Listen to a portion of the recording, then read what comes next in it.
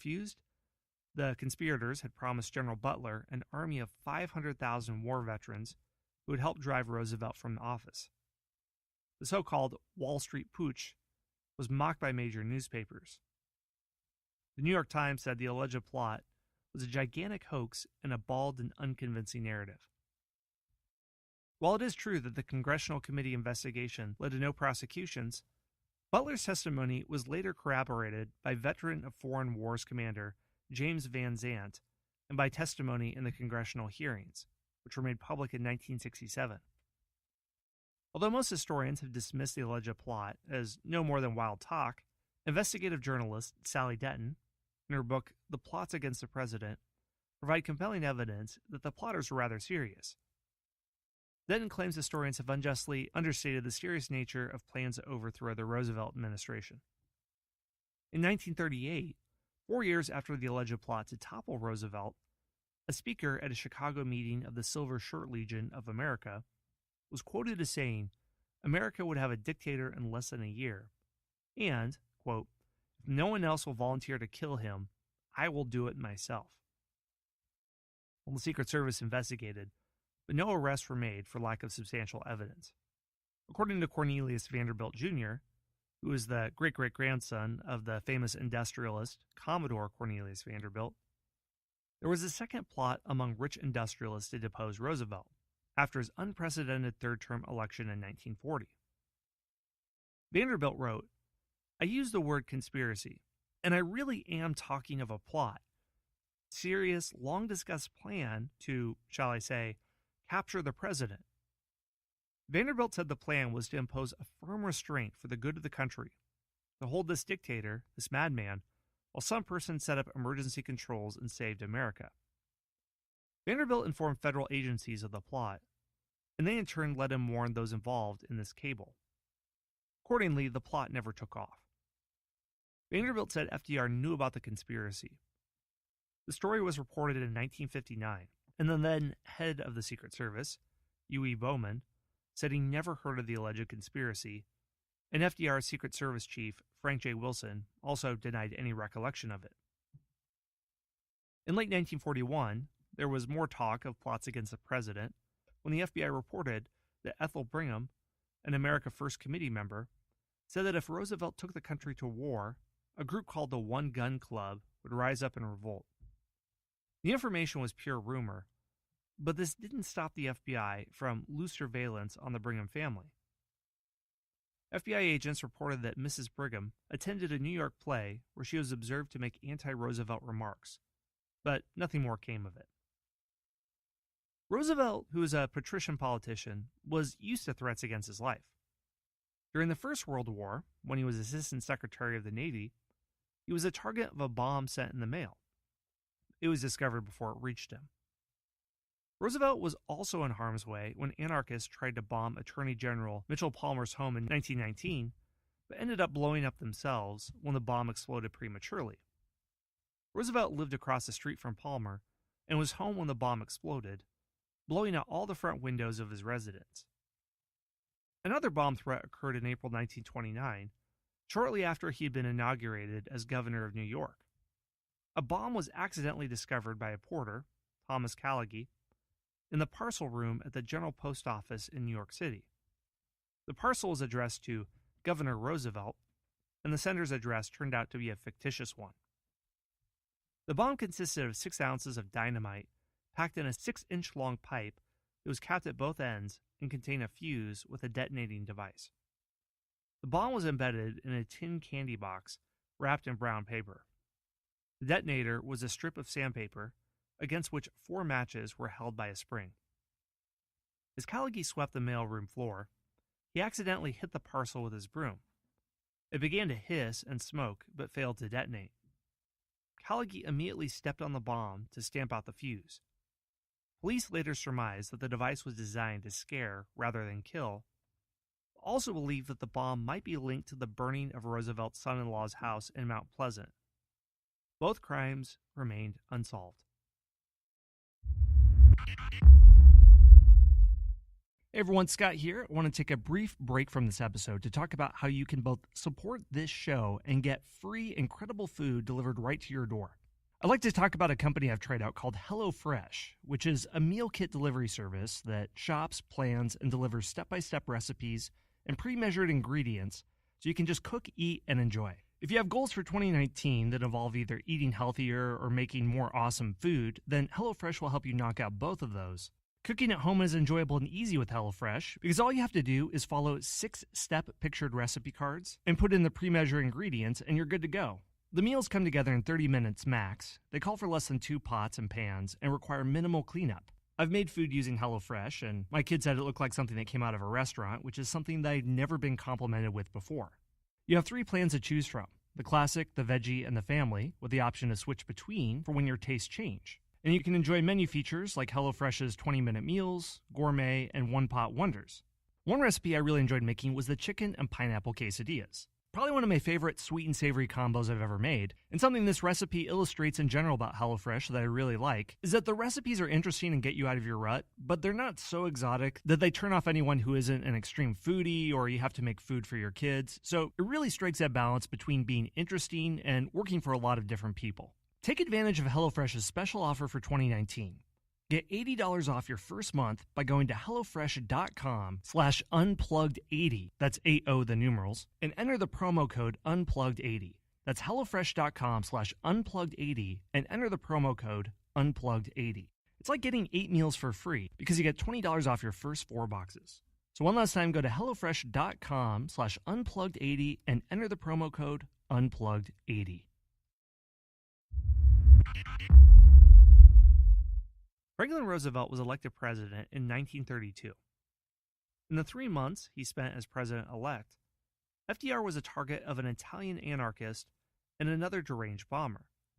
On February 15, 1933, while on a fishing trip with Vincent Astor, Roosevelt gave an impromptu speech at Miami's Bayfront Park.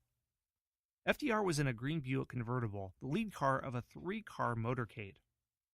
With Roosevelt in the Buick were Secret Service agent Gus Gennerich, press aide Marvin McIntyre, and Miami Mayor B. Gauthier. FDR didn't leave his car, but stood addressing the crowd. He spoke less than 2 minutes. In the audience was Chicago Mayor Anton Cermak, who stepped over to shake Roosevelt's hand.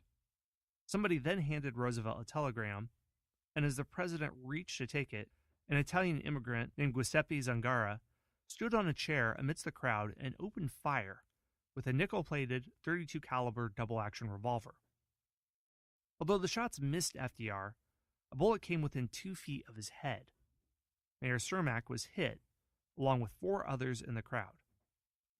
Roosevelt told his Secret Service agents to put Cermak in the presidential car and held the fatally wounded mayor on the way to the hospital. Zangara pleaded guilty to 4 counts of assault and was sentenced to 80 years in prison. When Mayor Cermak died on March 6, Zangara was tried a second time. He again pleaded guilty and received the death sentence. During his trial, Zangara said he thought he had the right to kill him. "I see Mr. Hoover, I kill him first. Make no difference who go get that job. Run by big money. I'm sorry Roosevelt's still alive. I want to shoot Roosevelt."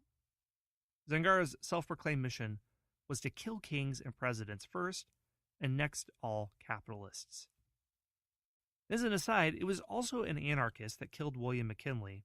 And anarchists were behind a number of political assassinations in the early 20th century, as Western society is still moving from monarchy to democratic forms of government, and the messy transition to industrialism made some people suspicious of all elite forms of power, whether you were a plutocrat or a captain of the industry or a president, and those people marginalized were often attracted to anarchism and became would-be assassins like this.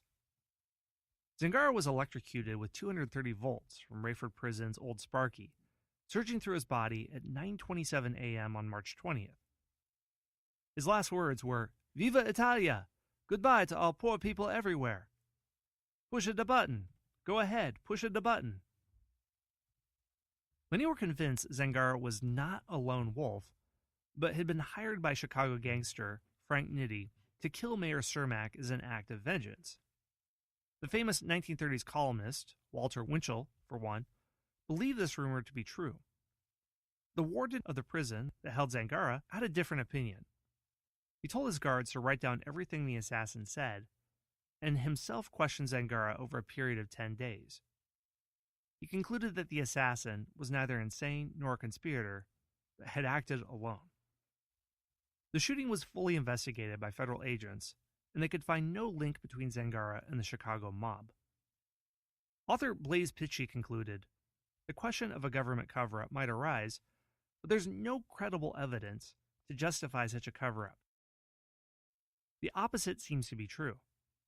If the Secret Service, the FBI, or the Miami police had discovered that Zangara had links to organized crime, terrorist groups, or foreign governments, it seems certain that these links would have been hotly pursued. Apparently, this line of inquiry came to nothing.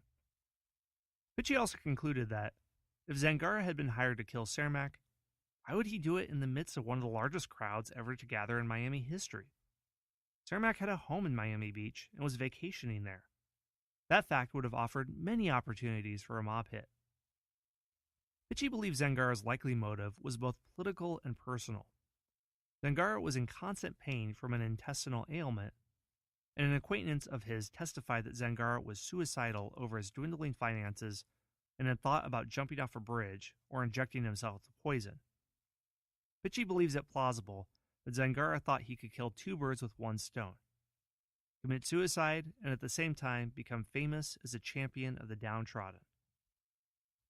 Within a week of the Zangara shooting, the Secret Service was hot on the trail of a copycat would-be assassin who sent a package in the mail addressed to the president-elect. The package, postmarked Watertown, New York, broke open in a Washington, D.C. post office. The bomb consisted of a shotgun shell with writing over the cap. Postal authorities said that it had a 1 in 10 chance of exploding, and then only after being dropped in a perpendicular position. An accompanying note read, "Dear Roosevelt, I want to congratulate you for escaping gunman Zangara. Yours, Paul Atroni." The same day, a letter arrived at police headquarters in Watertown, which read in part, "My friend Zangara missed Roosevelt. I take his place to get rid of him." While Roosevelt tried not to express alarm about previous attempts on his life, he did become more security conscious during the Second World War. According to those close to him, he used to talk about what a 25-pound bomb could do to his house in Hyde Park, New York. Special protection was understandably afforded to Roosevelt during the Second World War to thwart any would-be Axis assassin. The size of the presidential detail reached 16 agents and 2 supervisors by 1939. After the U.S. entered the war, leading to Roosevelt attending war conferences in Canada, North Africa, Iran, and Yalta, the detail was increased to 37 men. Before the war, the White House grounds had been open to the public, welcoming as many as 15,000 persons a day. Visitors could walk up to the front door and leave a message for the president, drivers could pass by the North Portico, and anyone could walk through the North White House grounds without a pass or any challenge from the Secret Service. After the Japanese attack on Pearl Harbor, access to the White House was severely restricted. Gates were closed, tourists were banned, and armed soldiers assisted the Secret Service in guarding the executive mansion. Invited guests to the White House and dignitaries who met the president on his tours around the country were told to keep their hands out of their pockets. FDR's food was also carefully tested in case Nazi agents tried to poison him. On one occasion, a fish sent from Cuba was found to be poisoned, but the Secret Service was unable to track down the sender of the package. There was also a number of breaches in the security around the White House. Threats that in peacetime might have been ignored or received light sentences were judged more severely during the war, even before the United States entered it. After one man, diagnosed as being a constitutional psychopath, Edward Blount, told acquaintances on 2 occasions he was going to kill the president, he was arrested and given a 2 to 6 year prison sentence. In a similar case in 1943, a known Nazi sympathizer, William Thomas Reed, was convicted of threatening the life of the president, a federal offense, for telling an associate in the oil business, "President Roosevelt is one guy I hate. If I had the money, I would go to Washington and kill the president and if you ever come south, I will. These were fighting words, but more dangerous perhaps was Christopher Clarence Cole from Oklahoma, a racist